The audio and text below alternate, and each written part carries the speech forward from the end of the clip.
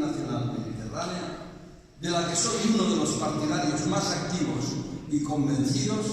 desde cuando fue inaugurada en el lejano 1998 en Agrigento. No es casualidad, habiendo sido presidente delegado de Italia del Consejo Mediterráneo de la Cultura de la UNESCO y habiendo recibido en 2014 el prestigioso premio UNESCO Valldigna, el año pasado quise, a través de la Fundación Eterso Pilastri Internazionale, que tengo el honor de presidir, festejar el 20º aniversario en el mismo lugar que la vio nacer, en el espléndido escenario del Valle de los Templos de Agrigento, reuniendo alrededor de una mesa redonda intitulada El Mediterráneo de la Paz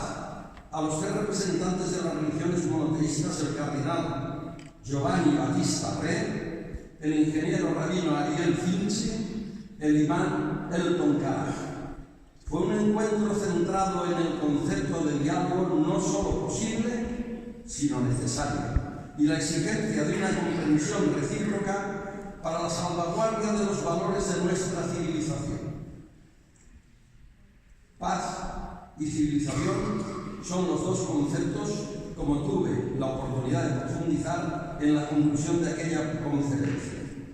que a veces son objeto de abuso, pero que constituyen referencias imprescindibles en este vasto espacio capaz desde siempre de acercar las desigualdades, de abrirse a la dimensión global, de conectar el norte desarrollado del planeta con el sur, un espacio que es un punto de encuentro entre culturas y religiones, entre arte y solidaridad, rasgo de identidad de todos nosotros, porque si es verdad que somos diferentes por ser judíos, cristianos, musulmanes, diferentes por ser italianos, españoles, franceses, ciertamente no podemos dejar de decirnos todos mediterráneos.